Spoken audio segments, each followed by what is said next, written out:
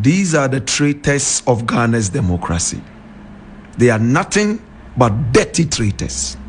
Afenyo Vetting should bow down his head in some dirty, stinking shame. Listen to this guy talking like an infant. Listen to this guy talking like he has no brains. They came begging. Who came begging? They. Who is they? They came begging that the woman could not stand the scrutiny. So we just let her go. So on this particular stance, you yielded? Well, because obviously she's a widow. She's not, they say she's a widow. They say the woman, cannot stand the scrutiny, had some other challenges. So we let it go.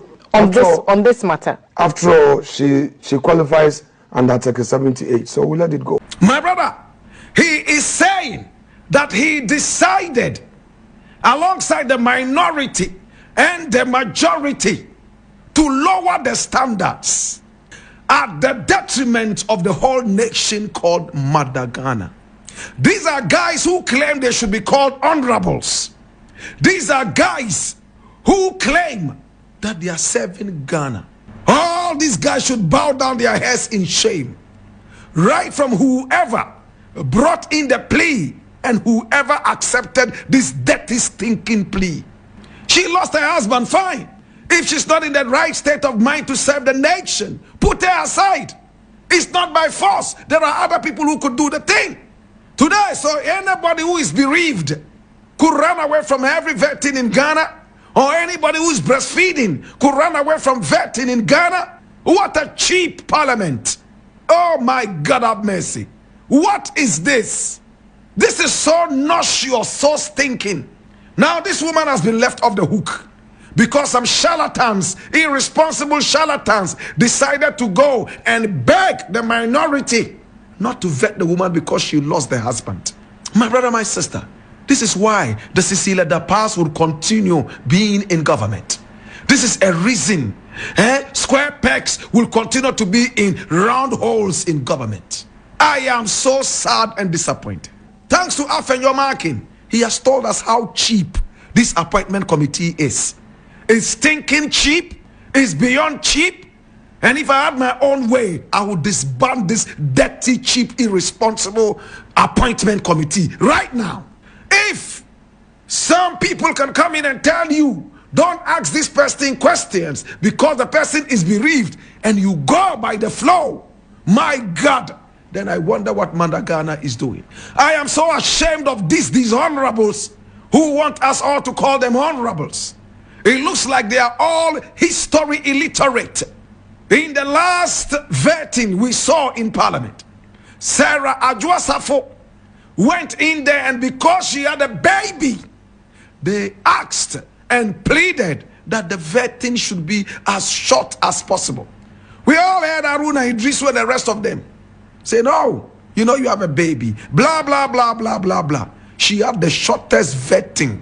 The last time we vetted appointees of ministers, appointees of the president. What did we see from Sarah Adwoasafo? She had a cozy walk in the park. She became the most arrogant minister of state we had in that government. We heard her say against all her swearing that she would serve the nation and put the nation first. She told us without any respect, with all arrogance, that her family first. Such an arrogant woman. Such an arrogant woman. That was what Sarah Adwoasafo told us. My family first. She decided to abscond. Better still, she decided to put away her ministerial duties and run away all the way to America. There she was. We saw her celebrating birthdays. My brother, my sister, on camera. Yet, the Ghanaian people were waiting for her to come and deliver her responsibility as she had sworn her to do. She had an easy vetting. The same such plea. Oh, she's a nursing mother, so don't keep her waiting. My brother, my sister, what prevented Adwoasafo from bringing a baby to the parliament for vetting?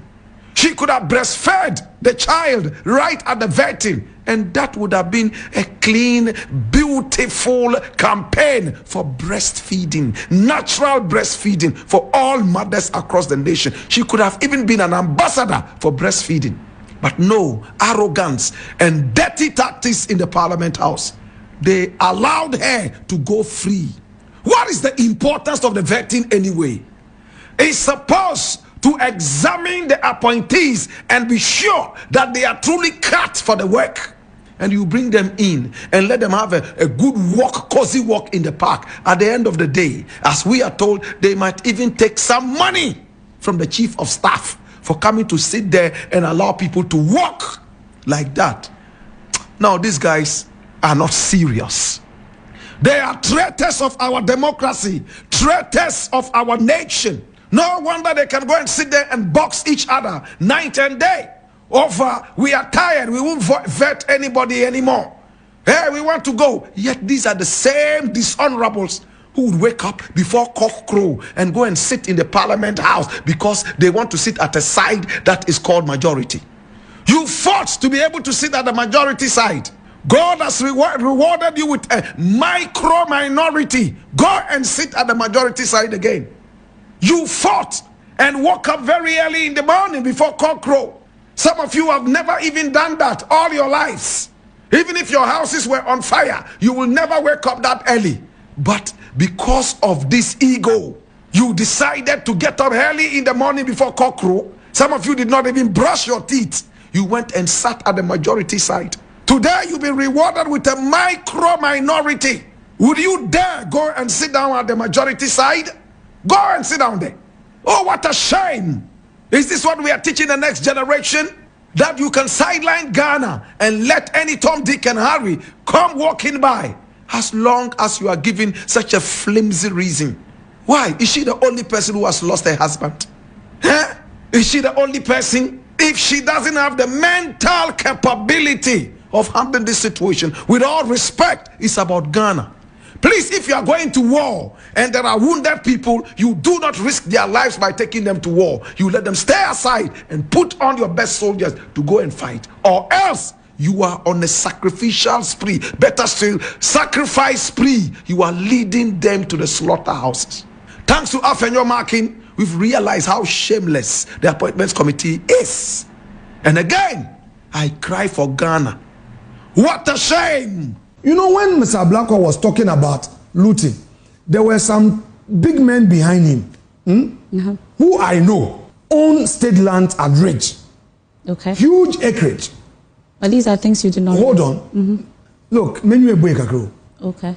Inyan sembia na waka. Bojati masa. Inyan sembia na nyimpa eduwenwa eduwanoka.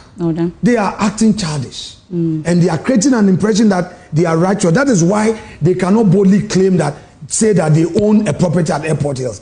That is why they say, my wife takes care of me. I am a tenant. Who is the fight? Who are you talking about? Who in this country will stay at Airport Hills and rent that place you build to own?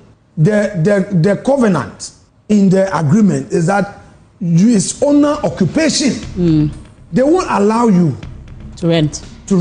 Sometimes I wish it was 1979 when Rawlings came in with all the foolhardiness and all the Dutch courage, so that people like this will be shot, killed, and buried in shallow graves unmarked perpetually. On a more serious note, on a more mild note, on a more sensible note, can I look at this, please? Afenyo Vetting, your government was in power for 8 solid years.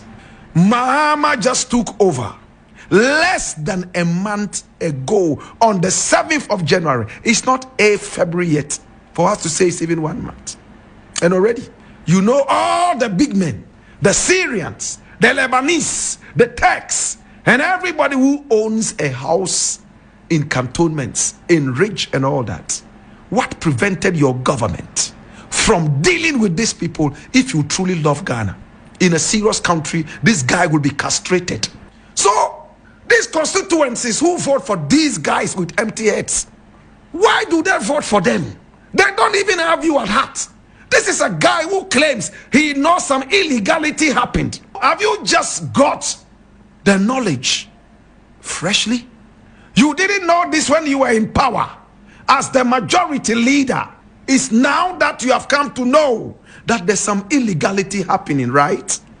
Granted, my brother, my sister, once you have this information as a patriot, what do? You are a parliamentarian. Make it known. Bring out the list that you have. Present it to the so-called oral. If you don't trust them, there's another investigative outfit that could deal with this. Even Shraj could deal with this. The office of the special prosecutor is still on. Can they not investigate this corrupt activity? My brother, my sister, and if the people mention Sam George and Ablakwa have houses at airport, whatever, and they deny it, can we investigate this fully? Are we ashamed of our investigative apparatus? Are we that weak to be able to go down and investigate the owner of a house? Is that how weak our investigative apparatus is in Ghana? If you cannot find the real owner of a certain house that has no wings to fly, that cannot sink into the abyss, then I wonder what you can do when it comes to forensics. Our investigations in this country are so weak, so porous. We need to make sure that the oral members themselves are clean. If Afenyo Markin is making such a big allegation that oral is nothing but a joke, can they start by teaching him what a joke oral is? Declare your assets. Now, all members of oral must declare their assets. They must start investigating very seriously.